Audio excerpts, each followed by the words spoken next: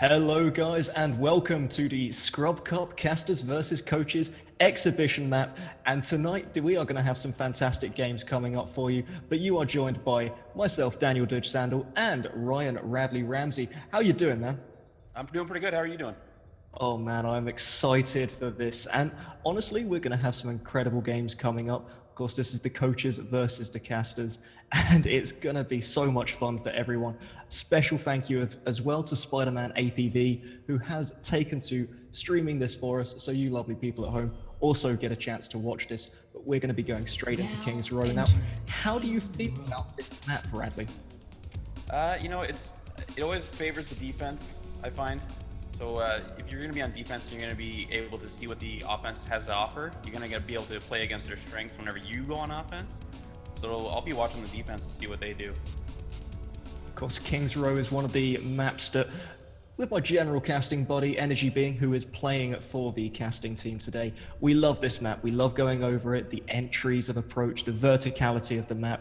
Do you think that really these teams who haven't played together for so long are going to be able to do anything impressive here for us? I think there's going to be a learning curve. I think they're going to be a pretty good setup of seeing what everyone's running and a feeling out period for a little moment. But, I mean, mechanical skill is going to be a big factor in this type of thing. So we're going to see what some of the higher SR guys can pull out and, you know, see what comes out in the wash.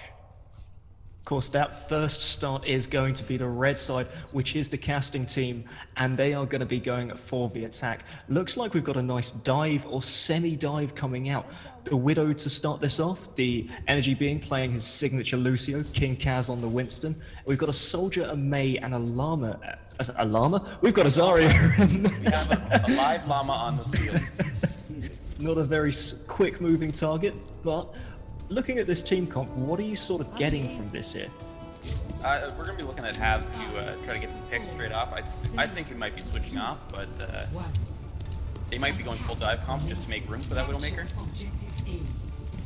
Take a look, see what HaVee is able to do on the Widow. He's already been chipped down very low. That's going to be a wall coming out as the attack has gone straight through the front door. Lafon trading off onto Develnate instantly as this comes in. KingKaz will be slept on the point as well, and the Monkey will be beaten to death. Dovahkiin with that defense. Genji doing some work as well, but this is going to be an almost clean wipe for the side of the coaches on the defense there. Brilliant first hold. A great way to counter dive is to dive on them. So, I mean, watching Dova hop in there on Genji and mix up, it's going to make a big difference. Go. I'll keep you He here. definitely made the difference in that team fight there. We can already see that he's got 31% on that ult, so not coming out just yet, but with Genji, of course, on the defense, not really a thing we usually see, but of course we've got that one more dive coming in. KingKaz will be starting this off, but going down almost instantly as St. Crotch manages to trade one off. Sasshiburi with that Zarya trading off the Soldier as well, as the fight is still going on, and far up of HaVee trying to get as much damage down, rain it from above, but nothing really coming out just yet. Oh, that is going to be a Pharah going straight out of the side. St. Crotch getting a 2k there, and lovely work already as Energy's just staying on this point for a long period of time. KingKaz and the rest of the team have managed to follow back up, and it looks like they're pushing the defense off here. It's two people staying on that point, and it looks like they will secure it. I got sucked into a 1v1 there with Llama and Dova, and Llama got away with, I think, about 2 HP. Managed to get a killing blow on Dova, and probably ended up turning that fight in their favor. They ended up having numbers, and on defense, you can't really recover with that. Of course, one of the other things that we are seeing from defense, they're going to be holding behind the bookshop here. So first corner will be given away for free, but then we'll be going straight into more team fights on that second corner. Oh, and that's going to be the Graviton Blade combo coming straight out. Manages to secure 2 kills here instantly as HaVee secures one back himself, but this will stop the momentum almost instantly, and it looks like a nice little trickle now coming through from the attack to finish off one more team fight. Brilliant again from defense there. It's good to see the Mei pick not getting exploited. I mean, they had her in the Graviton, so she wasn't able to help her team out with any wall down on the Graviton top. So see what they can do on this next push. They're engaging now, so Energy managing to engage this fight. Graviton is coming through as well. HaVee getting in with the Rocket Barrage, taking 2 members almost instantly. That will be the Transcendence coming through from Createx, but they're all being pushed forward. Payload still in motion, coming forward. Gets through of a third of the corners here, as the entire defensive side are just pushed all the way back to the third spawn inside the power station. This is a fairly equally moving payload here, as 2 members are still on that point. Brilliant work coming out from the attack, who we probably didn't really favor coming into this. Dovahkiin just going to be chased away by the Zarya. Freeze don't move is going to be shouted, and May going to be freezing up Createx on the backline there. Sasshiburi and Gryphix are trying to push forward though, trying to get the last remaining bits of defense just to make sure that this doesn't go 2-0 at the start already. HaVee gets 2 kills to trade this off. Sasshiburi is left alone, soloed out and picked off. Yeah, St. Crotch took himself out of that fight with a Helix Rocket early on, so that Pharaoh was just able to rain down on the entire enemy team. Nothing they could do. Unfortunately, Createx popped his Transcendence just a little late to save everyone during that Graviton ult combo, but we'll see if they can hold the last part here. Now, of course, with this last part, as we are coming up to it, what can the defensive side really do to stop this goal? Gryphix actually starting this off, gets the Earth Shatter, and EnergyBeing is going to be traded off instantly. 5v6 is the situation now. May manages to invuln herself as she's going into this, but the defensives are trading this off very nicely. Eman taken out of the fight, and Dovahkiin with the long-range slash onto Develnate there. As you say, very good start to this one.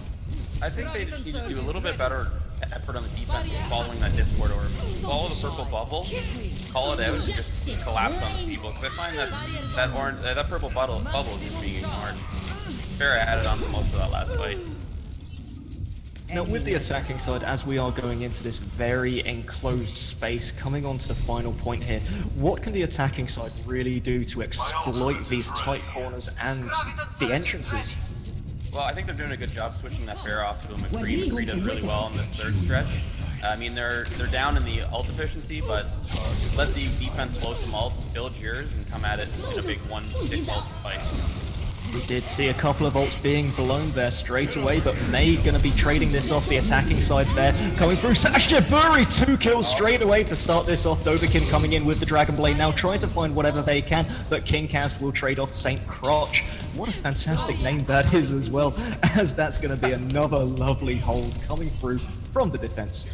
Yeah, a big group hug there. Both Gravitons getting used with a Blizzard. There was a wall right in the middle of everything, so damage got mediated pretty heavily. I like that. Group hug. Never thought of that one so far. Everyone gets together, they all just have a nice time. And they are getting together at the second, as we're already seeing defense manage to trade off a couple of kills. Attack Visor will be coming through from the attacking side, but that will be instantly responded to by the Transcendence, making sure nobody dies through that. Sasshiburi and the rest of the defense doing a lot of work to push the attackers out of this point, claiming it as their own. Lama trying to push through with the Reinhardt, but he can't find anything to do with that shield. No real follow coming through. 2 minutes left. That's going to be the Deadeye coming out, and HaVee just gets taken out of the fight instantly. Press Q to respawn. That's one way to do it. Down immediately. They're playing up really aggressive too, which I like to see, but you gotta be careful they don't get caught out. But they seem to be doing pretty well of cleaning up those fights. Develnate was caught out there. I'm not sure why he was so far forward as He's in the back. He's just trying to hide, I think.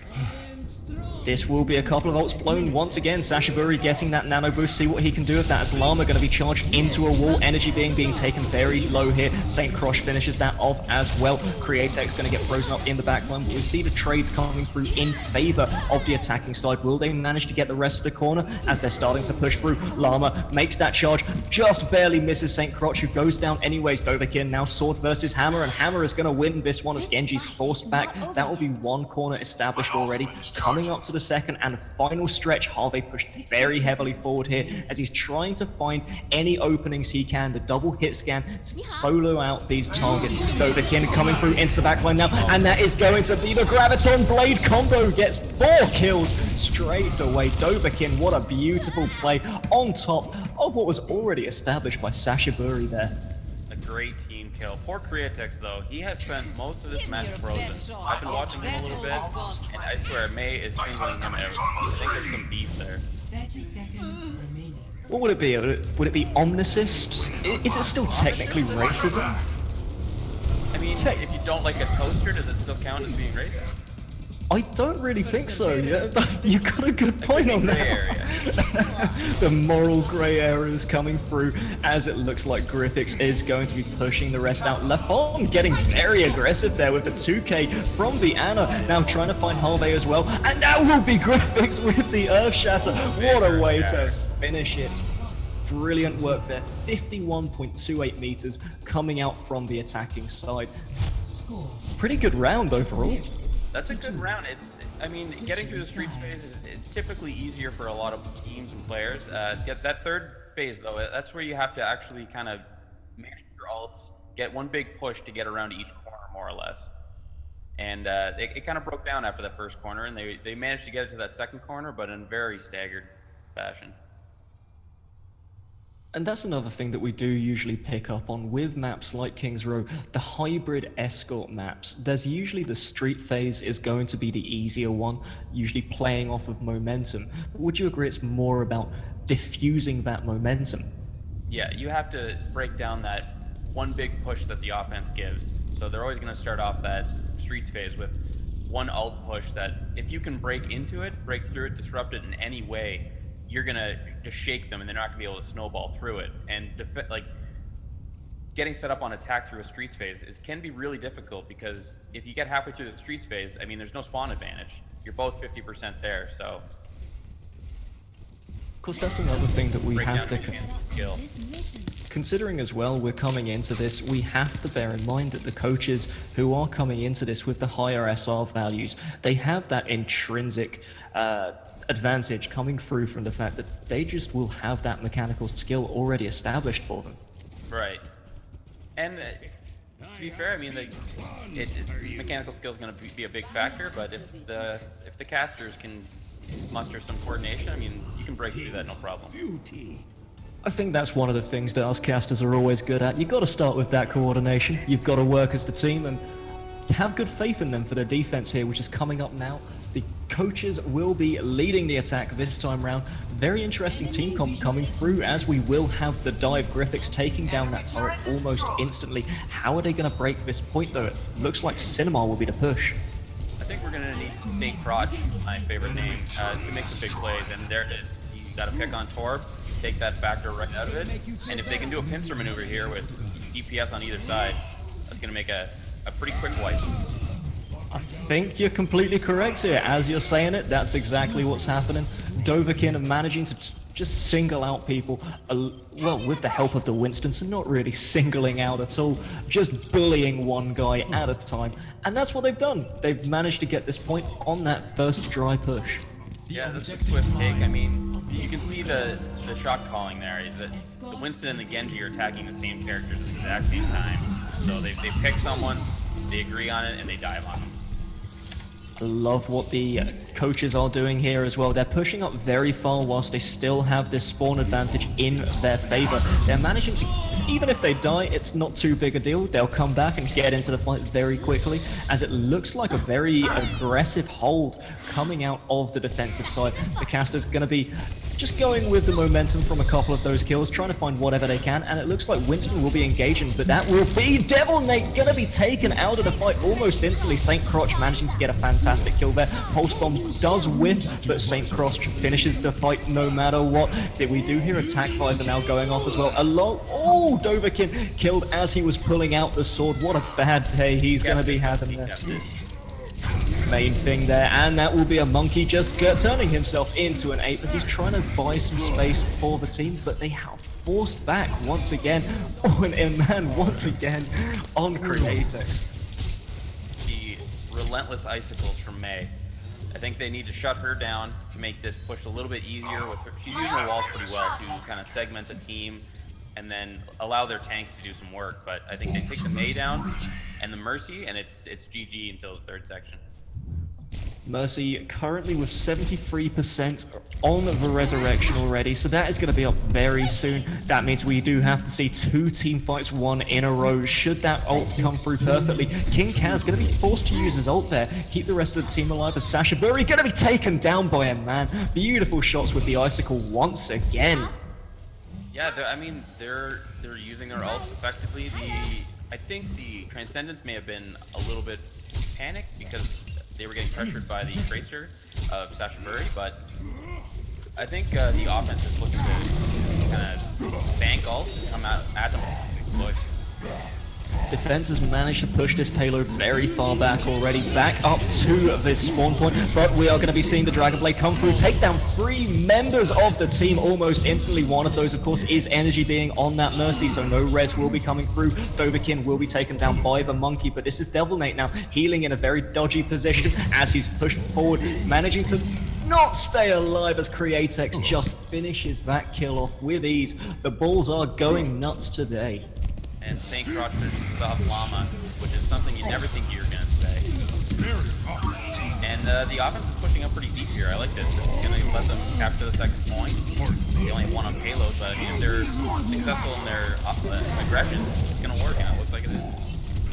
The aggression is coming through on the backline, just pushing this right into the spawn point of the defenders. St. Crotch managing to survive the hook there with great teamwork from the rest of the team coming through. St. Crotch getting another kill almost instantly as Sasshiburi just going through onto the backline. Now we've got Lafon soloing out KingKaz as well. Looks like the coaches will be having this very free push on the payload as 1 point has already been taken in the meantime. Coming up to that second corner now as the fight is still going on by the defensive spawn. Eman and HaVee managing to get 2 kills of their own. Createx is going to be trying to solo it out, but the rest of the team comes to support him. Manages to take down that big beefy Reinhardt, the bully Reinhardt I like to think of him as here, but this will be Develnate using that whole hog now, trying to push the rest of the team away. Successful defense for now, but we are very close to ending this map. It's getting there, and I think that the offense, they spawn camped for a little while, and maybe their hubris got away from them, but I think the offense is going to be able to push through this once they get 1 or 2 picks, but it's like they're breaking down right now. Still got 3 minutes on that timer as well, so plenty of time to come through. What do they need to do here aside from get the picks? I mean, they have 3 minutes to go. I say just build up 6 ults, go in there and just get a team wipe and finish it.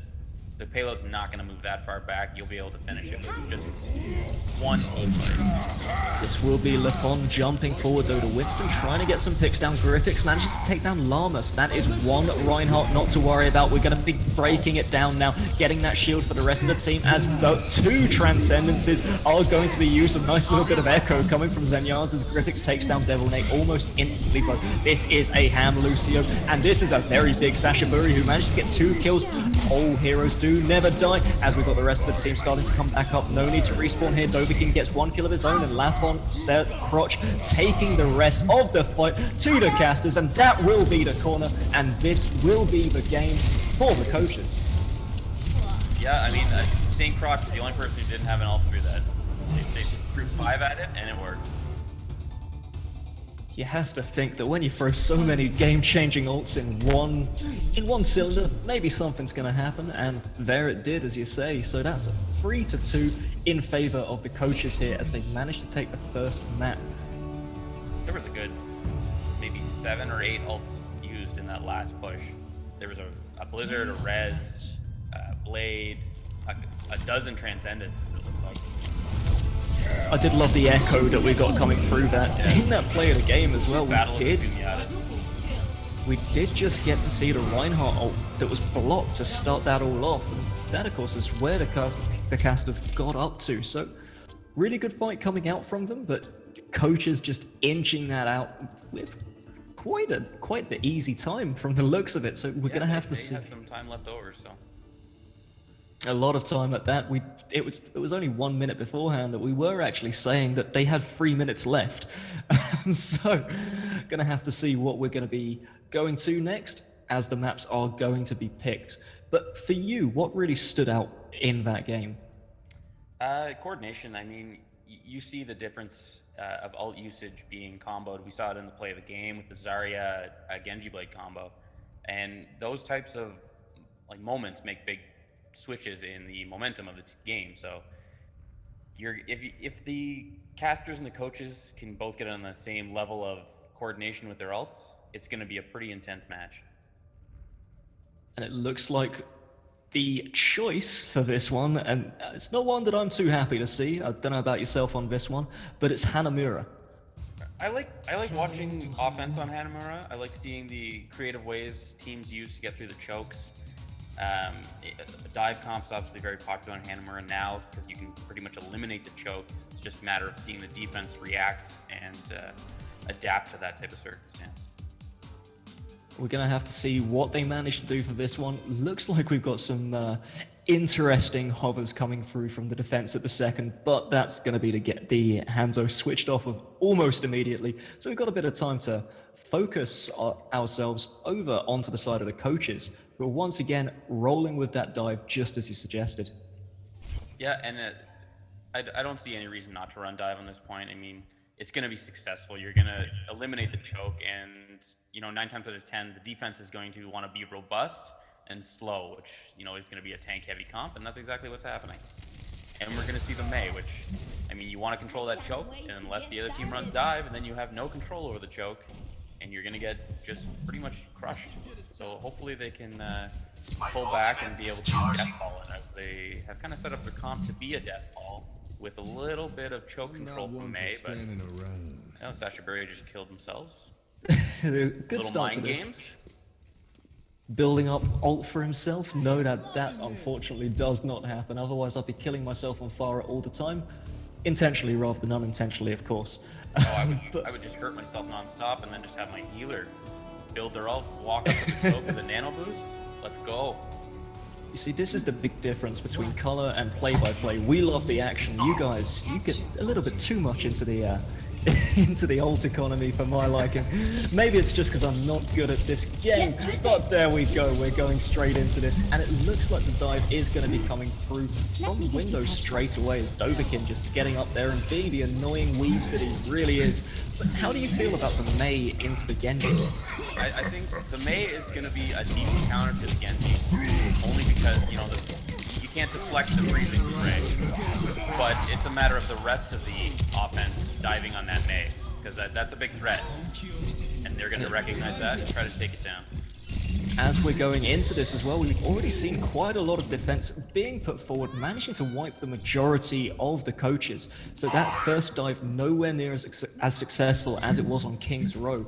Sasshiburi just jumping off the edge there, making sure that he doesn't get delayed too much on the respawn.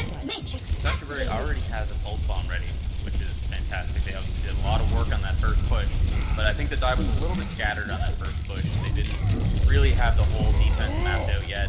They hadn't decided what they wanted to do, but here it goes. And already we have seen the pulse bomb used, didn't actually get used to great effect. St. Crotch on that D.Va is going to be getting the nano boost, so he's going to be moving forward, taking down Develnate almost instantly. Self-destruct comes through as well, but that's just for the respawn of the mech. It looks like Createx now is, Gryphix on the Lucio just being forced out by that Mei ultimate. Brilliant work coming through from Eman to stall this point once again. Looks like we're going to have the McCree Tracer duel coming through, but that will be EnergyBeing on the Reinhardt, managing to take down St. Crotch in the meantime. Never seen Energy play Reinhardt, but he's swinging that hammer like a professional already. He's just going to be going in onto the Winston, trying to peel for those healers, but the point is still going to be contested. Dragonblade now comes through, misses Dovahkiin, who's free to rain havoc with the sword as well. Looks like KingKaz taken down, so that's not going to be an ultimate or a res in this case being used on the point to reset the fight. Looks like the rest of the attack still coming through, just pushing Develnate out at the second. 4 members on the point, and looks like it's just going to be Llama contesting here, but here's a thing. They can't burn down the blue field, finally. Managed to get that first checkpoint, and it looks like we're not going to be seeing too much of a contest really coming through. The wall going to be used defensively, stopping the rest of the defenders from getting into the point. Genji not going to be taken down just yet, being very annoying. Develnate will be the one taken down instead through this wall. What are we going to see? We're going to see Eman taken down by Sasshiburi. Brilliant use of the Tracer so far. We've seen 3. This will be his 3rd ult coming up next. That was a frozen Genji with a Mei and a Roadhog, and the Genji didn't go down. I think that's, if there's a reason that this point gets capped, that's going to be it. And it looks like we are going to be seeing the attackers here actually manage to get quite a lot of room but that will be a boostio coming out now. Eman taken down as Gryphix gets the 2k for himself. EnergyBeing now getting onto the point, but charging all the way into the balcony area. KingKaz now finally gets that res off, but goes down almost instantly afterwards, as it looks like Createx also coming in with the kills. Looks like this point will be all but done here, as that is going to be 4 minutes and 20 seconds left on the clock. Wow, that was, I mean, you get the tempo res to try to get the defense back in it a little bit, but they immediately all just went right back to the respawn queue. And I mean, that's the momentum for getting point 2 is so important. If you can't control it as a defense, they pushed up way too far trying to get the contest going on point A, and it cost them the second point with 4.5 minutes left over.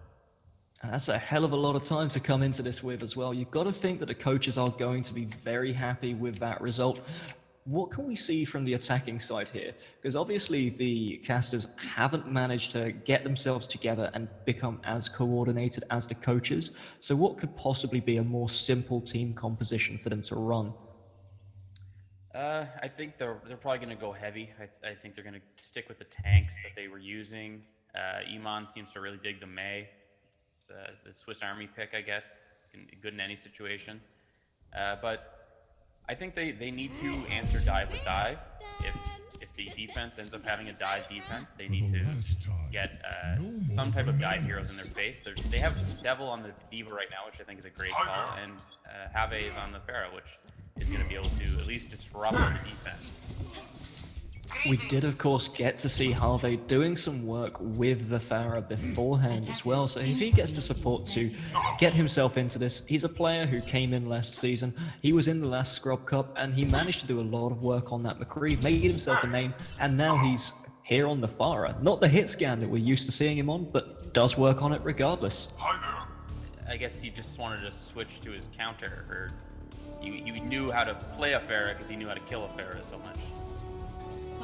It's one way of looking at it, but of course there is only one hit scan from Createx, and that's from the healer as well, so this Pharah could be having a very good day here coming into this fight. Looking at the team compositions as they have been locked in, we've got Energy sticking on that Reinhardt as well. Looks like Sasshiburi in the backline managed to be a very sneaky tracer back there. Takes out KingKaz almost instantly. Now the team are starting to respond to him, but that will be the recall. HaVee is taken down by lafon. All people as well. We do have the Mei on the point. They were worried about not having a hit scan for a moment there, and then they realized that Winston can jump up in the air and just deal with Pharah. Very creative way of actually taking down the Pharah. I always find it very difficult when playing the Winston to maintain the air to take her down. I mean, if the Winston's aware enough that they can use their bubble mid-air to let the Pharah shoot herself, that's one way of helping. That is a very good point, actually. Looks like we've got Eman still on that point. Walls people off, trying to get this first checkpoint here. Will the rest of the team be able to get in there in time to respond? The ice block has been expended here. Eman forced out, taken down by Saint Crotch. Again, brilliant work coming out from the defense as they are just pushing the casters back again and again here. I think they should just wait for a blizzard and hope that it catches at least some of the slower targets in it. A lot of this defense is going to be able to get out of that blizzard pretty quickly, especially with area bubbles and dashes. So they need to get a couple of the slower characters inside that, if at all possible. Trying to get team members on the point at the second, but we've already got Energy down and looking for the respawn at the second. Develnate and the rest of the team trying to come through, but Createx will be taking down KingKaz, lafon, and, well, Sasshiburi once again coming up on the kill feed, just taking down the casters time and time again. It looks like Eman does have that ult available for the next push. It'd be interesting to see who they nano boost. Lama's coming up on that nano boost, and as far as targets go, you don't have a good one. You could nano boost Reinhardt, but everyone's going to get away from him. You can nano boost Diva, but not that effective. course, since the Diva changes did come through, but that will be HaVee getting the Rocket Barrage coming through off the back of a lovely Earth Shatter coming through from EnergyBeing, who's managed to force his way onto that point. No res is coming through from the side of the coaches, so this could be the point for them. And this could be the moment of success that they have been waiting for here. They nano boosted the Pharah, just to throw it in my face that I just said who are they gonna nano boost. They nano boosted the Pharah during the barrage, and it just lit them up like a Christmas tree. I don't know if you've ever played Reinhardt into the Pharah matchup, but when she's very close with that rocket barrage and you think you can get your shield in, make her kill herself, and then she gets the nano boost and survives, there's nothing more tilting. Speaking of tilt, we're going to be going with the nano weave alongside that graviton surge, managing to clean up the majority of attack here. Dovahkiin getting the bubble as well, making sure that he doesn't go down, and another successful defense. Ooh, that blizzard, they wasted it a little bit, unfortunately, just because the timing of the blizzard coming out was just as the rest of the attackers were getting killed off. Not really Eman's fault, but just unfortunate. I do like that Eman didn't expend the blizzard on the first point, but tried to use it as a momentum play coming into the second. Unfortunately going to be taken down by Dovahkiin there, who HaVee did earlier call a Morrowind ripoff. Yeah, right now the attacking team is on that moment where they think they have an advantage, they feel like their numbers are greater, but it's just not going to work out. The defensive spawn is too close. They need a team wipe and then build momentum from that. As you're saying it, the trades are coming through. I shouldn't really call them trades because that was 3 for 1. So if anything, a bad trade overall, and the defensive... I'll start trading with you every day. This has been the worst trade deal in the history of trade deals. Develnate's gonna get slept on the point, and it looks like they're pulling the old lunatic high and making sure that that Diva is incredibly staggered on the return. Yeah, it's good way to at least mute the offense for just a little while. The offense is still trying to get set up on high ground, but then they lose Mei, and they are once again gonna be delayed, hopefully. Just getting picked apart one by one here. It looks like Energy is swinging as much as he can, trying to build up that ult, find the opening to come into the fight next. Develnate has returned and will be putting some damage down, but it's minimal in comparison to what is coming at them at the moment. Gryphix himself taking down Lama, and this is going to be one more successful defense outside of the spawn. I didn't see how lafon popped their ult, but they must have been bionated because they immediately were down to half health, so they must have not got that bonus health. But that Winston's lucky to get out of there alive. Incredibly aggressive push coming through in the courtyard at the second. We're going to be seeing the defenders start to fall back very slowly. Rocket Barrage comes through, gets 2 members, 3 members, and that will be an Earth Shatter to finish the rest off. HaVee does kill himself on the backside. Eman using that blizzard, trying to get this point now. Looks like they will be pushing up to the spawn, but spawns are coming back through. Sasshiburi, first target on that point. That will be one more ultimate being used. That's EnergyBeing getting the nano boost, charging through, trying to keep everyone off this point. 2 members, 3 members now contesting, as it looks like Develnate, the rest of the team trying to find what they can. Self-destruct now does come through. That's going to only kill 1, and that will get the point for the casters. At first I was worried that Energy and Eman were spending too much time trying to stop incoming defenders and not helping their team clean up. But they managed to turn it around, and big self-destruct at the end, just kind of cherry on top it. But they only have 2 minutes, but they capped the first point in just over 2 minutes, so they should be able to make at least a game out of it. I'm really hoping that we do get to see another round coming into this, because if we can see a 2-minute take from the side of the casters, who I guess we have to root for being casters ourselves, not only would it be excellent for them going into the game 3, but it would also increase their momentum going through, and the trash talk coming out later is going to be fantastic. Exactly, and that's really what this is all about, is fueling that trash talk so it is as toxic as it can be. So we need a 1-1 series so that the third game can be really intense.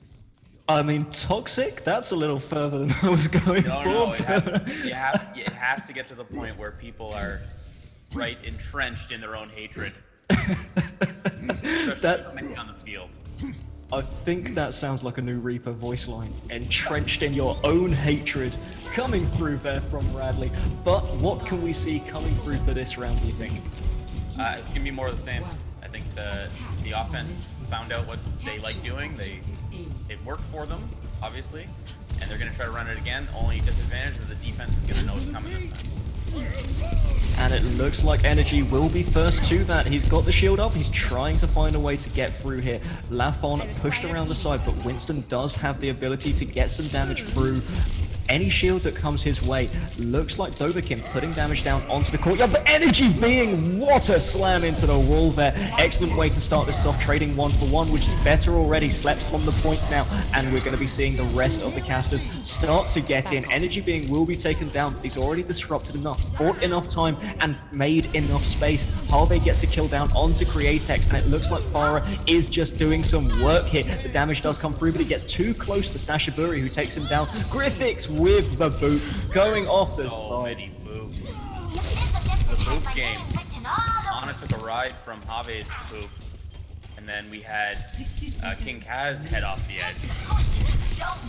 But they're going to take the first point, which it's surprising. They took it faster than they did the first time, so they obviously figured something out. Lafon here just trying to be annoying. Dovahkiin also coming in, but he's not going to get charged into a wall this time as Energy just misses that one. Develnate trying to respond to that soldier, but now we have Sasshiburi on the tracer in onto the point once again. Develnate is going to be the first target. They're trying to isolate him out, but EnergyBeing gets that nano boost once again, and that is a free K. Createx will be going down next, and this will be the first point taken for the casters. I don't like that. I don't like the defense trying to re-engage 4v6. They had no reason to it. I mean, that point was gone, and now all you've done is just fed ult charge, and you staggered yourself. And they've got the momentum coming in. We can already see that the casters are onto the point. That's going to be a beautiful Earth Shatter into the rocket barrage. Gets one, gets two, gets three. Lama gets to kill himself, and that will be one more Blizzard come through. And this is probably going to be the point for the casters as they've managed to wipe the entire coach's team. Wow, and they finished with 23 seconds left. They finished with time. I mean, the defense gave HaVee a barrage, and they should have known that a barrage equals a point captured. It happened twice on the first round, and it just happened again. So, I mean, the offense on this turn is going to really have to step up their momentum and efficiency with their ults just to be able to take it with more time so that they get a final attempt. One thing that we do have to look at as well is you have to admit that the coaches probably weren't expecting that coming through. How can that affect their confidence going into this? I think it'll be surprising to them, but ultimately I don't think they're going to be rattled. I think they're going to be able to bounce back pretty effectively, and I think they're, if anything, it's just going to fuel their aggression just a little bit, just so that they want to beat their time, but they're also probably going to want to make a statement. And we have a pause. We lost somebody. Saint Crotch just having a couple of technical issues, probably just gone to turn his hacks back on as he's going to be coming into this one once again. They've all been very surprising so far. I have to admit, the casters, they came in and they saw that they had that opportunity for momentum and they just took it. Incredible work. Yeah, great capitalizing on their actual... They were focusing targets that were low, so every single time HaVee would hit someone directly with a rocket, it seemed like the team would just turn on them and then just burn them down. And I mean, that made a big difference that time. On their first initial round, they weren't doing that so much, so they kind of bled a lot of time off just poking. And on that one, they dove in there essentially as a non-dive comp. And one of the other things that I have to draw out, we usually say that the hit scan and hit scan characters are the easiest members to actually just secure kills. But the fact that HaVee was able to do that with the Farah it speaks volumes for the fact that these guys do have quite a bit of mechanical skill coming in. Absolutely. And I mean, I was watching HaVee for most of that round, and he was hitting those direct rockets almost every single time, especially on lafon and on Gryphix, so on their Lucio, which, I mean, Lucio is elusive. I mean, that's kind of his thing. So to be able to hit those rockets makes a big difference, and then that you can burn down their healers really, really quickly. One thing that we should probably address as well, what went wrong for the coaches there? What was the thing that made them so separated and led to the casters taking those points? they pushed in on that first point for some reason, unbeknownst to everyone, for no reason. I mean, it was 3/4 capped. They still wanted to try to contest it just to try to maybe get a surprise hold out of it, get a few picks. But all that happened is 4 of them went in, 4 of them died. It gave the offense a whole bunch of ult charge. The offense walked into the second point, 6v2, and they cleaned it up. They earth shattered them, barrage, blizzard, GG. Now you have 23 seconds left on your attack. So I think in the next round, if they're able to capitalize on this 4.5-minute advantage they have, they're going to have to be a little bit more disciplined and let that first point go and get set up on defense. Spend that extra 20 seconds getting set up. And one thing I would quite like to ask you here quickly, the role of the healers. Obviously, the healers are usually first to be focused out, but at what point do we start attesting great healer positioning or bad offensive killing of the healers? Like, the healers were up all the time. It goes hand in hand. I mean, if the healer is going to have a really good positioning, especially your Ana using those sight lines, she can heal from a great distance. So if she's being smart about her positioning and aware of where the enemy is in relation to being able to hit them, if you don't take their healers down, you have a disadvantage, and you're spending time poking down a Reinhardt to literally no avail because they're going to get healed up no matter what. And if you can take out their Lucio, which gives them, you remove the speed advantage, take out their Ana, you remove the burst healing advantage. That's going to make a big difference. So the attackers need to be really aware of that and really try to focus the healers down, which a dive comp is great for. I think that's pretty much it, and as you say with sightlines as well, it speaks volumes to the Anas that they managed to maintain those sightlines on a map like this, and brilliant play from them all around. Just thought I'd shout out those healers because they are usually the underappreciated ones, but once again a dive comp coming through from the coaches. And I think we're going to see Llama get in some trouble here. Llama's kind of on an island, and if the dive notices that Ana is just up there all by herself, it's... Oh, and here it comes. It's going to be ugly. And we were just crediting the healers as well, as Llama is going to be taken down. The first kill to be established here, but KingKaz manages to take it back. One more for the healers, but we are seeing red all along that kill feed as the coaches are just trading very well here. Develnate will manage to get 1 kill back, but they are still playing at a disadvantage from the side of the casters. Sasshiburi is by the bell, just using that to juke around, manages to get that recall, trying to find anything he can, gets a lot of ult charge off of Develnate and manages to get the ult already. Doesn't kill anyone just yet as Gryphix gets the boop onto Develnate, and this is probably going to be the point for the coaches as Gryphix goes absolutely nuts. And this is the point where the defense just stops. They pull out, they let them cap the point. It's going to take 10, 15 seconds to cap that point. You guys can all get set up on defense, get in position, and actually hold this second point effectively, which looks like they're doing. They're not trying to force it. Very good macro play there coming out from the casters, realizing they were at the disadvantage and not pulling themselves into more of a disadvantage. But we will see the Dragonblade come through, instantly nullified by EnergyBeing with 1 swing of the hammer, and that was probably a home run as he's still just swinging it around, trying to find everything he can as the coaches will still be trading very aggressively, managing to kill off so many people already as lafon goes very deep, gets 2 kills for himself. KingKaz, the final member to go down. 1 more nano boost going to be used as Llama on Ana is taken out of the fight. Eman gets stuck, but that was a beautiful ice block coming through as he was jumping onto the point. EnergyBeing trying to charge in now, trying to nullify some more. That will be an earth shatter, but with no follow fire at will. That's the graviton surge going in next.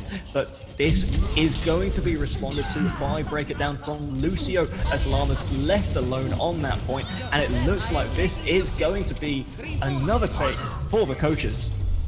And the first 2 people to fall on defense when that push started were KingKaz and Llama. So the offense took out the healers, and then the snowball started, and there's nothing they could do about it. Switching sides. Of course, with the flankers as well, a flanker's job is to take down the healers. So getting in, doing their job properly, and managing to bring their team great success as a result of that. Excellent work from the coaches there as we're going to our 4th round. No. 3rd? 5th. 5th. 5th, that's still one. 3rd round, 5th capture point. I can speak, but I cannot count. That's kind of my Great weakness. Edward. But of course, once again, what fell apart for the casters there? It's the same thing. They kind of got picked off. Obviously, the healers got picked off, and then once your healers are down, they have a tanky composition that their Tracer and their Winston are just going to pick apart once they have no heals, and that's exactly what you saw happening. And as that's happening, obviously the attackers are building ults, and you have no answer to it because all you've been doing is feeding ults and just going in and getting eaten alive by the offense. And that's how the snowball of the dive works. And it looks like a dive will be the defense once again coming out from the coaches. 1 minute on the clock for the casters as they are going to be probably going for their final push here, trying to get this point once again. But we do see Tracer, Sasshiburi still in the backline. Gonna have the casters running straight in, going through the right hand building as they're trying to find their entrance. Eman soloed out on the left side, but buying a lot of time for the casters to get into position from the balconies and try and find their entrance into the point itself. We've got 2 people there already. Bell is going to be used. HaVee gets the first pick, but Saint Crotch manages to take him down. Gryphix gets 1 more boot, and this is probably gonna be it for the coaches. They had a great moment of HaVee getting the Ana, taking that big healing out of the equation, but unfortunately just got melted by Saint Crotch. And they want to try to secure the pick. They're going to need to pull something out here, but it looks like Sasshiburi is just going to clean everything up. Excellent work. Once again, brilliant defense. Unbreakable defense from the coaches there, as they have, on their own side, 3 minutes and 17 to lick that point. And I think they've taken about 1 minute to cap the first point every round so far, so let's hope that the defense, this is when the defense has to pull out something bizarre, like Torb, Symmetra, May, everything you've got. I was hoping you had mentioned that, because the Torb Symmetra, it's not very interesting to cast, but it sure is annoying to play against, and I'd love to see these coaches get enraged by it. But how would the dive really deal with a composition like that? If the dive can't be successful in getting kills on their first dive against Torb and Symmetra, then it might be game over, because once those 2 characters get any kind of momentum, they start getting their ults, they start getting their armor packs up, it makes the defense very hefty to deal with. But it looks like they're going to be a little on the safe side, although we do see an Orisa. Orisa, a lot of damage that can come through from that minigun that she holds on her right arm, and she holds it very well, I've got to admit. But once again, she is quite squishy when it comes to being a tank. Yeah, and she does have that rather large head hitbox, but luckily there's no snipers on the attackers at this point, so we'll see how the double shield works out. This is sneaky. Triple tank is going to be the choice though. They are only running the 1 healer, and that will be EnergyBeing on the Ana. Eman doesn't manage to use that ice block to get a heal. Lama gets the first pick here as that Sapphire Strike going straight through. Winston still diving in alongside the Lucio, taking a lot of damage from the Orisa, but there's nothing that she can really do to those shields. Lama going absolutely nuts, trying to defend this point, fighting with his life, and that is Reinhardt creating so much space here on this very enclosed point. 1 wall is going to stop people from coming in as HaVee gets 2 kills of his own. Doberkin is the last one to be taken down. Lafon also taken down, and that's a successful defense coming through from the casters. That was a great hold. It had something to do with the fact that the attackers seemed to decide to dive on KingKaz, and then halfway through her health pool, they just gave up and switched targets, which it seems odd to me, but you see the results. They got bounced backwards, and now the defense is able to stabilize again. Lama looking for the Earth Shatter, but unfortunately doesn't manage to crush any targets with that. Going to be taken down by Createx as the nano boost goes onto that Winston, who's diving in. Going to get the first pick already onto EnergyBeing. They have no healers left. Attack visor comes through from HaVee. Is he able to find anything is the real question. KingKaz going to be taken off of the side by lafon, and this will probably be it. May, the only person left over, as she is going to be taken down, and this is a very very good attack coming through once again from the coaches, who are going to win this round. And they capitalized on the picks that they got. I mean, the tanks went down kind of early, and at that point you just a bunch of squishies that are just cannon fodder. Now we do have some questions coming through in the team chat. They're asking to make it a best of 5 because Llama from the casters is saying that we're going to make a comeback. The reverse sweep could be real.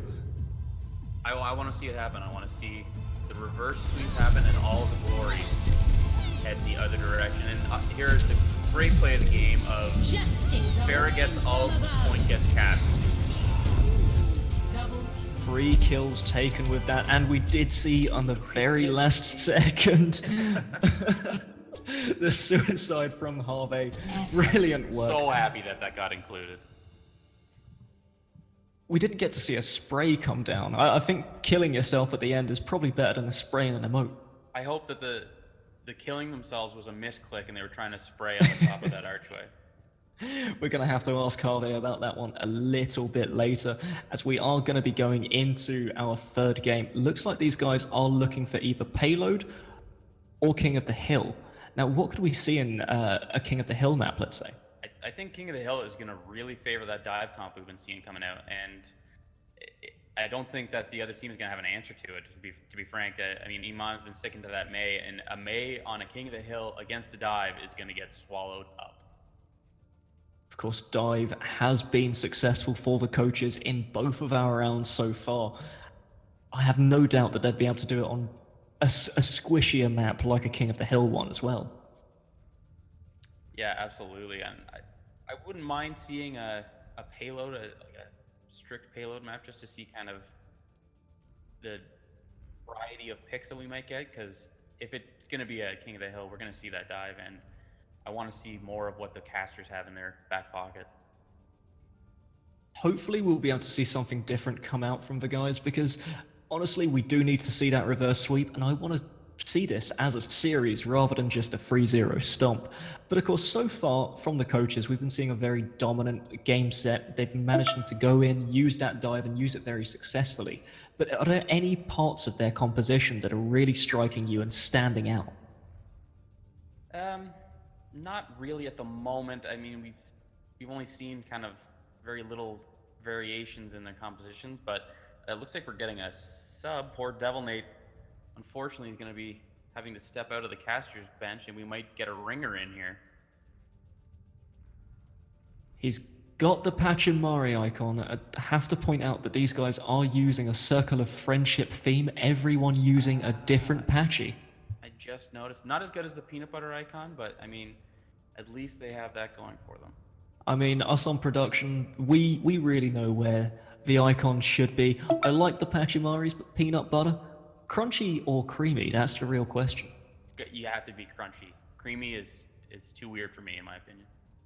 Creamy is just weird overall. You gotta have that crunch, I completely agree. But on Absolutely. toast, If you ask well, anybody if they want to eat something creamy or crunchy, you can pretty much choose your friends and how they answer that question. I don't know if you guys have it over in Canada, but over here in the UK, we have a bar called a Crunchy, and it's just honeycomb wrapped in chocolate, and my goodness, is it fantastic. Yeah, I think we have that as well. Is it like kind of a gold-colored chocolate bar? That's exactly the one. Oh yeah, absolutely. I love those. Oh, what? Jesus. Oh, I'm being called out to join the casting team, as in the players. You guys at home do not want to see that. You really don't. Oh, so they got MK199 in, or MKI99? I'm going to call him Mickey. Mickey 99. And it looks like Mickey 99 is going to bring a pretty hefty SR bump to the caster side, so... Yeah. The ringer they need. Could we be seeing a new MVP come out, though? That's the real question. The real question is if they will get play of the game and kill themselves at the end of it, which HaVee currently is holding the honor of. Probably the best play of the game we're going to see in a long time, I have to admit. Yeah, I hope it never goes away. So much more interesting than the Mercy play of the games where they're hiding around a corner, waiting for that number to count up. The anti-fun hero. Yeah, the anticlimactic hero that just ruins everybody's games. There's nothing more frustrating as well when you're actually just about to cap a point and you hear that voice line and you... I don't know, I've never punched a monitor before, but I've been very close. But you'll never be as close as you are whenever you hear that voice line. Especially the enemy team. Oh my goodness. And that's the entrenched rage referred to earlier. Now, if anyone who works at Blizzard is currently watching this, we need to make that a Reaper voice line. But speaking of Reaper, looks like we're going to be... Temple of Anubis. People are saying Nepal in chat, but we've got Temple of Anubis on the screen. I'm sure nobody's that colorblind. Oh, they're banning Nepal, it looks like. Okay, so let's just quickly find out what these guys are doing. Looks like the readies are coming out, and we are going over to Temple of Anubis, another 2CP map. And what are you expecting to see come out here? More of the same. I mean, I'm looking for Mickey99 to really make a big impact in this team, though. I hope Mickey99 carries the team into a different... Now, because, you know, it hasn't necessarily been working, and I hope it inspires some change. Hopefully we will be seeing something very different come out from them, as it looks like they are going to be on defense straight away. Going to have to wait and see what Mickey does lock in. So we've got the... oh, another Mei coming out once again. I think Eman just must be a Mei main. I hope so, or if... Oh, I have a pause. Oh, KingKaz bailed. Oh, I'm hoping he hasn't bailed, just more that there's something gone wrong there. Let's just hope. Yeah, that looks like it was a little too sudden to be intentional. And of course, nobody's left intentionally. HaVee's hovering over that Roadhog at the moment, so... And then we have Llama on the Pharah this time, which, considering HaVee had so much success in killing themselves, you'd think that they would stick on it. Sticking to the tried and tested Mei as well, and as you mentioned, the Roadhog coming through. From the defensive side, we could possibly be seeing Dovahkiin using that hand zone out. That makes me feel absolutely awful. I don't know how that makes you feel on this one, but I hate hand zone. I used to be a Hanzo main. I loved him. I've steered myself away from him since, but I think if he sticks with it, a big factor is going to be that lafon pick on Zarya. They're going to go for that Dragon Graviton strike. And there's nothing. If they get those, that's a team wipe. Unfortunately, nothing more disgusting than being hit by the scatter arrow just at your feet. Very little effort needed. Yeah. Just scatter arrow, kill after scatter arrow. You can tell I used to be a healer main because I am still salty about Hanzos. Still a little sensitive subject. Please, Dovahkiin, for my sake, please play something else. But thinking about this, on the defensive side, what should we be expecting to see come out from them? I mean, most teams on these 2CP maps, on the first point, they always want to be beefy. They want to have control over the paths that the attackers are going to be using. So that's when you see those Mei picks, the Symmetra picks, because you can kind of hold chokes. But lately it's been not as effective because a lot of players and teams are kind of gravitating towards that dive comp. So you want to be beefy, but you want to be mobile, which is not what we're seeing so far. One thing that we do have to consider as well, dive comps have been so successful today, but what is really the counter to a dive comp? That's dive comp is countered best by a dive comp. So if the divers go in, the defensive dive has to go in on their side. So your divers are going to go in on healers. So once your healers are getting dove, you leave someone behind to help babysit it, and then your Winston, Genji, or Tracer go in on their healers. So you take away the healing of each side, and it immediately levels the playing field. You can't do that as well with a tank setup unless you stick to a death ball. You all group up, and you try to control the game by all picking one character to kill, and then you do a death ball. You just roll over them. You grab Winston. Okay, now we're going to focus down Tracer. We got Tracer down, and then you eat away at that dive comp. But I find the best counter to a dive is a dive. The other thing that we do have to distinguish as well, the difference between a dive and a death ball, because they do sort of go hand in hand, but there are those distinguishing differences between the two. Yeah, so I always think tanks are death balls, dives are snowballs. And as I say it out loud, it doesn't make a lot of sense to me, but I find a dive comp is going to snowball where one pick leads to 2 picks, leads to 7 picks. You know, they can really capitalize on that momentum, whereas a death ball is kind of this big angry ball of death that moves throughout the map, consuming your team. And that should be another Reaper voice line. You are filled with them today, Radly. I actually wrote most of the Reaper lines for Blizzard. Okay, so just a quick update for you guys at home. We currently have the player who has dropped KingKaz. He's currently at home resetting his router and will be back with us very soon. So let's just hope that that doesn't take us too long as we are still here in the pause. But whilst we're just talking over team compositions, so we've gone over the death ball and we've gone over, well, the snowball and death ball. I quite like that analogy, actually. But what are the other standard things that we can see? Because we haven't really been seeing much success come from the standard 2-2-2 anymore. It can be effective. It just requires a level of coordination that, I mean, this is a fun match between coaches and casters, so they're not a practice team. They're not going to be gelling like a team that could be successful with a 2-2-2 comp B. So I think in those scenarios, it would be better to rely on like a triple tank or just, you know, pocket picks that you know you're comfortable with, which I think is why we're seeing Eman stick to the Mei so well. And one of the other things with Mei, it's just got that extra ability to be able to lock down a point. And I do really like seeing Mei, and it's a shame that we don't get to see that pick more often. But thinking about this map in general, what entrance are we going to be looking to see the attacking side take? Depending on what they stick with, we still obviously have a couple characters that haven't picked. Gryphix is probably going to be on Lucio, and Sasshiburi has been tearing up his tracers. So depending on if Dovahkiin sticks with that Hanzo, I mean, they're still limited by their mobility, so they're going to have to stay on the ground. So they'll probably want to push up through the right side with the way that they're. Oh, We've just got one. Carry Go on, ahead. carry on. I was just going to quickly update the viewers at home. We currently have KingKaz logging himself back in, and he will be back with us very shortly, so the action will resume. But for now, over to Radly for the entries of approach.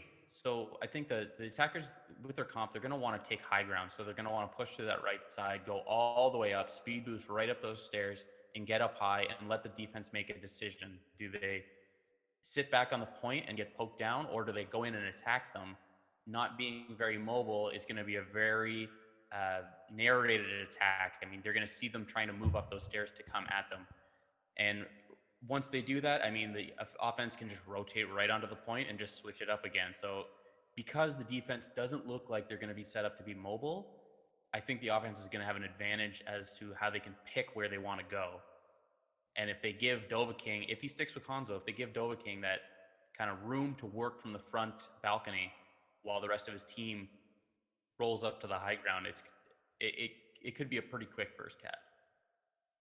We have been seeing very quick caps coming through from the attacking side, whenever the coaches seem to be playing it at least. And once again, if they do manage to get those approaches coming in, very interested to see how they manage to break a point like this. One of the maps, of course, which does infuriate a large majority of the player base from the seams of it. Yeah, absolutely. And just to your point earlier about seeing Mei picks, I think the Mei pick is really great for shutting down ults. So using that wall to control damage coming in from a Graviton Sturge from lafon is great, except if there's a Hanzo, that his dragon will just ignore that frosty wall and just consume your team. That's another Reaper voice line. You are on fire with these so far. Now, that does lead into my next question for you whilst we are waiting. Imonix at home does ask, do our casters here have favorite heroes? Now, Just saw that as well. What are you going for? Please tell me it's not Reaper. Oddly enough. Mostly I play Roadhog, or if I'm not playing a tank like Roadhog or Zarya, I'll probably use a Tracer or a hit scan like oddly enough, a Widowmaker, but mostly just Roadhog. I like Mei. I played Mei a lot in Season 2 and a little bit in Season 3, but mostly I've just been working on those tanks. How about yourself? You see, I'm in a transitional period. I played Mercy for a very long period of time until I realized how infuriating it is. I'm awful at the new Lucio, so I've decided to main Reinhardt. And I love Reinhardt. He's so fun. Everything about him, you just run around with a massive hammer, you smack people, you shield, you do some damage, and you get play of the game a lot. Clearing the area. I mean, Reinhardt's such a huge impact player, but one of the only tanks that I just can't wrap my head around his functionality. There's something about him. He's just a huge hitbox that every time I play him, I just get swallowed up. I feel like Reinhardt's, and especially with Reinhardt, play at anywhere below like a 6-man stack with it's fully coordinated. There's always that idea that you're either doing too much damage or you're playing too passively. And over-aggressive Reinhardt is awful, and overly defensive Reinhardt also as ineffectual. Yeah. So I'm still at that point where I'm trying to balance the two out, and it's really bloody difficult, but great fun. And we're going in, and Gryphix is not playing Lucio. Attack commencing. We do have Dovahkiin sticking on that Hanzo pick, and Saint Crotch also managing to get an opening pick onto Lama, who was just sticking on the high ground. Brilliant work already, and Lama did just say in chat that he was sipping at the time. Let this be a valuable lesson to everyone, as EnergyBeing using that shield on top, trying to find someone, and just a scatter arrow to kill HaVee. That shouldn't... I'm going to stop right there as lafon on the high ground just trying to get some more damage down. Looks like the choke has been broke as we've got Lama coming back once again, trying to get aggressive onto that Zarya, but it's Saint Crotch taking him down once again. Vendetta coming out from between these two people. HaVee saying EU ping, but it looks like he's not doing enough to really constitute that. Gryphix going to be charged all the way out once again, and it looks like EnergyBeing gets that kill for himself, but that opens up space for the attacking team to just flood this point. HaVee does manage to get himself one kill here as we are going in. Energy, HaVee, and KingKaz now trying to contest this point, but that's the healer going down. Saint Crotch going to be hooked in by HaVee. I'm sorry I ever doubted you, my man, but it looks like you're going to be going down once again very soon as Lama coming into this fight once again. Will we see Saint Crotch take him out once more, or will we see him just absolutely control this point? This is 3 members of the attack currently here. That was a brawl the whole way. There was so much daggering into the defense, and just a crazy first push that I think ended up being like 6 or 7 team fights. But they finally managed to take down the raid boss in HaVee. I'm not really sure who I should blame here from either of the two teams, but I'm running out of breath really quickly right now. So we're going to have to see how the second point does manifest, even as we do have the entire attacking side coming through from a very weird angle, coming through from the alleyway. EnergyBeing does miss that Reinhardt ult, but that will be Gryphix making up for that, showing him how it's done as he's coming in, trying to run around. EnergyBeing does get the nano boost, but he's not finding those targets. As you say, very difficult for Reinhardt to stick to targets. Lama and Eman managing to trade off a couple of kills, but we're going to be seeing a successful defense nonetheless. Yeah, the offense is getting bounced off, and I mean, the one thing they do have in their pocket though is that Graviton Dragon Strike. I think we might see a pretty big play coming up here in this next push from the offense. And a late pick on Lama, I think that's going to be a good go signal. Of course, there is no Diva this time around, so nothing to eat the Graviton Surge. It looks like Eman is trying to wall off as they start coming through, but he just shifts himself instead, trying to keep that restraint up. The wall is going to be coming through. It's sectioned off both of the tanks here, but Eman going to be using the ultimate as he's forced to. The Blizzard does get the first kill, HaVee gets the second. Looks like the attacking side are going to be delayed here, and they're going to be delayed even more as Lava gets the pick onto Dovahkiin, but he's pushing forward very aggressively once again, tries to concussion himself out a little bit further, and he's safe. I like that from the offense though. They went into that, they didn't use any ults, they didn't panic whatsoever, and they drew out the Blizzard, which is a huge control ult, especially for these two TP points. or cover the entire point essentially. So I think if having that down, it's all in the offense's hands here. I have to see what offense are able to do. We do still have 3 ultimates, and that is going to be one of them actually used, as this will be a responsive Lucio. What Dragon Strike does miss, coming out a little bit too late, as HaVee manages to trade off another kill. EnergyBeing trying to push people back even further. Lama with that Pharaoh does get a little bit of a nano boost, getting the helping hand from Grandma, as he does manage to clear up the rest of the fight, and another successful hold from the casters. That defense was lucky that Dovahkiin tried to take down the Pharah that was barraging their team instead of paying attention that the Graviton had come out. So by the time Dovahkiin noticed, shot the Dragon Strike, everyone had already cleared out. So good thing to note though is that Lama got a barrage up and didn't kill themselves, so they're already one up on Anubis. Is this just turning into a trash talk HaVee day? Because to be honest, I mean HaVee got 3 barrages and only 1. He made an impact.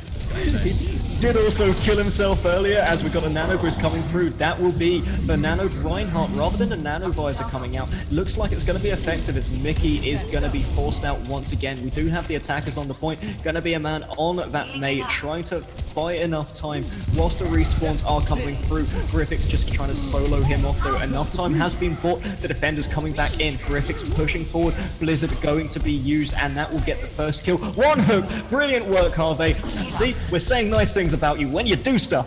Absolutely. Great stall from coming out of Eman, using that wall to basically section up the entire other attacker. Throws up that Zarya, and then managed to ice block to give his team a ton of time to come back in. I just want to quickly point out something in chat. My poor friend is having a great time getting confused and cheering for the wrong Rhine. I mean, red and blue, you can still get confused, but which Rhine are we cheering for? That's the thing we need to know. Who do you guys at home want to win this? Will we get the series coming out? As we do have one more push coming through from the coaches. It looks like they are trying to find whatever they can. EnergyBeing gets a lovely ultimate down, but there's no real follow there, as it looks like the rest of the team are being picked off. Tactical visor now coming through from St. Crotch, as he's going to find one already. That's going to be depleted now, but not before he gets the second pick down onto Lama, trading very well, but Dovahkiin's once again killed by HaVee, who seems to have something against Lucio. EnergyBeing trying to push forward, misses that charge, however, as he's just grouped back up with the Roadhog, but the enemy Rhine once again, the coach Rhine, Gryphix trying to come through, trade still going in their favor. Looks like EnergyBeing is going to be getting an energy beating, as that's going to be Lama with that Death Blossom, gets 3 kills, manages to Wraith Walk himself out to safety, and one more stall coming through from Eman. Beautiful defense from the casters. Absolutely, that was a big turning point from Lama. I mean, this defense has had such incredible stalls. The offense never even got a tick. They didn't get any progress made here. The defense was on point always. They had a perfect stagger coming out where, you know, 1 or 2 people were coming out at a time, that the offense never focused down one person. Now, once again, this is the coaches on the attack this time around, so it's kind of surprising coming into this, because they had such a great offense on both maps prior to this one. It doesn't... Their last minute. But this will be the Graviton Surge, instantly responded to by Lucio, who's going to be using that ult. Tac visor coming through once again, surprised with the whole hog, as Gryphix charging in once again. Both Reinhardts passing ships in the night, and it looks like St. Crotch will be the one going down. Gryphix manages to charge a Mambo, so that is not going to be a stall coming through from Mayas. HaVee just jumping in, jumping around, EnergyBeing charging and missing. Gryphix going forward. That's the purple Rhine, but he does get the shield coming out of the Lucio. One more Blizzard. Dovahkiin has to find targets, but he has to find it through the cold. Doesn't manage to get anyone so far. That's the second kill. Eman going to be taken down, and that's a home run with a sword. I've never seen that before. Lafon now coming into this, trying to stall people off, First checkpoint taken. EnergyBeing going to be counter-ulted as Energy is just charging through. Does manage to hit that D.Va mech, but it looks like he's going to get soloed out. Lama and Mickey and HaVee back into this fight. HaVee does get himself one D.Va mech, but Lama gets himself 2 kills on that Reaper once again. Createx does take him down, but Gryphix is going to be slept and nano boosted. That's a different combo, not one we usually get to see, as he's going to be using that Earth Shatter once again. And that's 2 Reinhardts. Excuse me, sir, it looks like we've had a collision. Do you want to insurance details? And that's the overtime depleted for the victory. 70% accrued. Great nano boosting of Reinhardt that's sleeping, because he was laying there doing his voice line, which is very jarring to watch. It's a bit of a sleep talker as our precision German engineered tank, as it looks like, as you say, 70.7% taken on that second point. Brilliant hold from the casters, who are surprising us here with that very, very good hold coming through. This could be why we see Temple of Anubis coming out. I mean, I'm pretty sure it was the casters who picked this map, so this is kind of plays to their strengths, using the Mei walls as a controlling factor, and that was a big factor on that defense. Now, one of the things we did question coming into this, will Mickey99 play the role to carry his team to victory? Is it just coincidence that as soon as he arrives that they start pulling out plays like that? It's true. I mean, you don't want to say that everyone's on Mickey's back right now, but you have to notice the difference, and they held them after playing Hanamura, and going, they got 5 caps on Hanamura. They held them to 1 on Temple of Anubis. So I think the Ana play may have made a big factor there. 30 seconds. Definitely somebody that we didn't really see come up on the kill feed very often, but keeping that great position, something we spoke about with the last map as well. Healers' positions can be very crucial to victory or defeat once again. Looking at the comps coming out though, we do have the casters going onto the attacking side this time around. What do you think about the composition that we've got locked in here? I mean, Eman's on that Mei. Lama found a lot of success on Reaper. Reaper is really good on the second point of Anubis. I don't find him that effective on the first point, but it looks like they're getting a little bit picked apart, unfortunately, due to a couple bad picks. But I think this is going to be momentum based. I think once this offense gets their ults kind of built up and rolling, we're going to see a repositioning. Definitely a good start to getting those ultimates by killing all of the team members. Looking over at the ults, we've still got Gryphix already at 43%, Dovahkiin 50% towards getting that Deadeye for himself. Yeah, we see HaVee switched up a couple characters, went Widow to Pharah, and then switched over to McCree, realizing that the hit scan on the opposing team would not favor Pharah. Looks like we've got the attacking side of the casters just trying to come through the second choke here. Energy keeping that shield nice and positioned forward, but that is going to be Gryphix charging through, and Eman of all people, Createx getting the second pick, and it looks like this is just another straight and cut hold from the defensive side of the coaches. Yeah, and the offense needs to be worried now. I mean, they've fed a lot of ult charge, and the defense is going to start having those big ults coming online. They're going to have that Earth Shatter, they're going to have Nano Boost, and I mean, Dovahkiin is going to have that Deadeye. A great ult for respawning yourself, but it can also be a great ult for and his team out.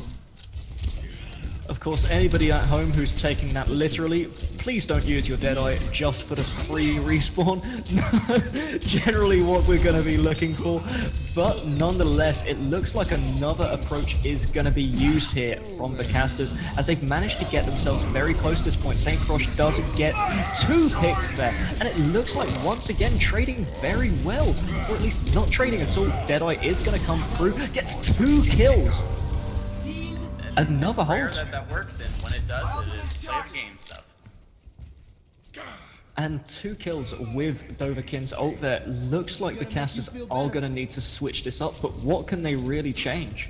Well, they have Lama on the Genji now from the Reaper, and he's been on that Genji for 1 fight, and he's already at 73% of his ult, so I think we're going to see a Nano Blade used to initiate this next fight, with maybe Eman using a wall to control sideline. Should be trying to use that wall to block out the healers, and it's exactly what they try to do. Gryphix going to be sectioned off there, but it looks like the Tac Visor is going to come through, and that will be the Nano Visor. Gets the first pick already. EnergyBeing shield taken down almost instantly. Lama gets one pick on the backside, but there's not really much else that can come out here as one more successful hold, and that's EnergyBeing getting the counter charge in, but he remains alive. Lama is going to get one kill with that Dragonblade, but taken straight back out by St. Crotch once again, as Energy just a little bit too far forward without the support of his team, as HaVee trying to find some picks, being the last, well, Eman's now the last member left alive, just going to try and stall out once again on that first choke. I don't like that. They only had a minute left. They had picks that Respawn's going to favor the offense, and they staggered through it, and they ended up getting picked up, and now they're down to 40 seconds or so, and they had ults. They could have used a Nano Blade, but now I guess they're going to go for a Nano Visor to try to break this point wide open. And we've got to see something come out from these guys here. The Nano, as you say, is still up. HaVee could be using that Tac Visor to engage into this fight. EnergyBeing still coming forward. That will be the Nano Visor coming out now. But we didn't really hear the call out, and we're not seeing it do too much work here, as we do have 5 members actually breaking onto the point. Gryphix gets a very good charge there, but HaVee manages to take him down, and this will probably be it. Oh, we could see the hold, however, as that's going to be the Graviton Surge going to be used onto the defensive side, but that is not going to be the hold that we were looking for, as that will be point taken now. Please carry on. They have tons of time to work with now, but I mean, I wouldn't use that Graviton. You had lost that point, you didn't have any follow-up for it, you had a Genji with you, it was already low on health. Hold on to it for this next defense, because the offense is going to come at you pretty heavy and hard. And it looks like they are coming straight in. EnergyBeing does manage to get one kill, but that is going to be very messy trades coming out, very even so far. Looks like the attacking side aren't really managing to make any real ground here, as Eman going to be the only man on there. Uncontested still though, as it looks like that's the first checkpoint taken very easily. Tac Visor now does come down as well. Looks like St. Crotch trying to find something, gets the first kill. Gryphix gets the second, and that will be the hold that we were looking for at 44.6%. They gave away that tick for free. There's no reason that they should have not been on the point, and for some reason a couple players are all fighting to the side, kind of poking from long range, and they had 2 players on the point just tapping it. I think that was a mistake and stumble from the defense, but hopefully they get set up here. Luckily they managed to kind of kite the Earth Shatter that come out from Gryphix, and now they have their own with a lot of ult building up. They have 5 here. I think they need to be patient. That will be a Blizzard on the point to engage this fight. However, Sasshiburi going to be using that Lucio, but Lama slept in the Nano Blade. Brilliant position on that sleep dot. Gryphix going to be taken off of this point almost instantly. 3 people still on that point, and it's going to be contested at the very last second as HaVee wipes house. HaVee coming out, can't kill himself with a Tac Visor. God knows he tried. Cleans up the point. And we have it. We have the series. We are now at 2-1, and the reverse sweep could be taken here as the casters win their first game versus the coaches on the Temple of Anubis. I think they held Mickey out of the initial 2 matches to lull them into a false period. Now that Mickey's here, it's anybody's game. Definitely more stylish when you do it as a reverse sweep. And it looks the Cinderella story. It's already the Cinderella story if you take it from me, because these coaches have been absolutely on point for the last couple of games. They dominated for the first, especially King's Row. They were all over them, and then again on Hanamura, obviously a very different style of map. We were able to see the offense and defense both do work, but on Temple of Anubis, that was all the coaches, or sorry, all the casters. Excellent work coming out there, and we're just going to be waiting to see what our next map pick is, as we are currently at 2-1 in the standings between these 2 teams. Now, casters haven't been getting too much love from us so far. We haven't been able to draw an MVP from them, but the fact that they won, who's your MVP for that game? I'm giving it to HaVee. I've been giving him a hard time this entire time for that one death that he had, but he was making consistent plays, both on the Roadhog and then finally on the Soldier. We obviously saw him clean up that final point. I think he was the game changer there. His initial attack visor to get point A was shut down by that Rhine shield, unfortunately, but he definitely made up for it with his. I think he got a 5K with his second one. With the game-winning ultimate at that as well. So excellent work coming through from HaVee, and definitely well-deserved of the MVP there. Came out absolutely fighting, and it looks like, well, we're still waiting on the pick. We have had Hollywood banned out at the second, and we're just going to wait for the next one. But what map would you like to see coming into this one, Radly? I think they should try for a King of the Hill map, I think. I think they're a little bit brawlier than we're giving the casters credit for, and the dive comp, they're good, but they seem to be stumbling a little bit at this point. And if the casters can kind of build on the things that worked on Anubis, I think they could give them a pretty good run for their money.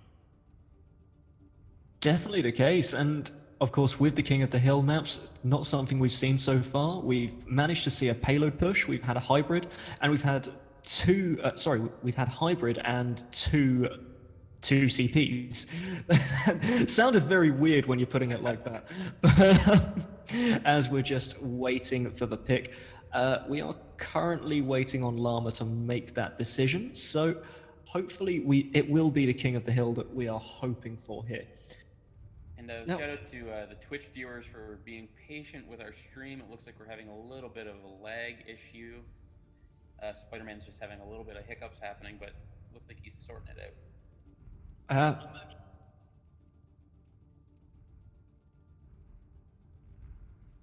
Okay. So we just have a quick update for you guys at home before we do quickly take this offline so we can make the restart happen. But Spider-Man is just going to quickly restart his PC just so that we can try and iron out some of those lag issues for you guys viewing at home. So please bear with us, and we'll be back with you guys very shortly.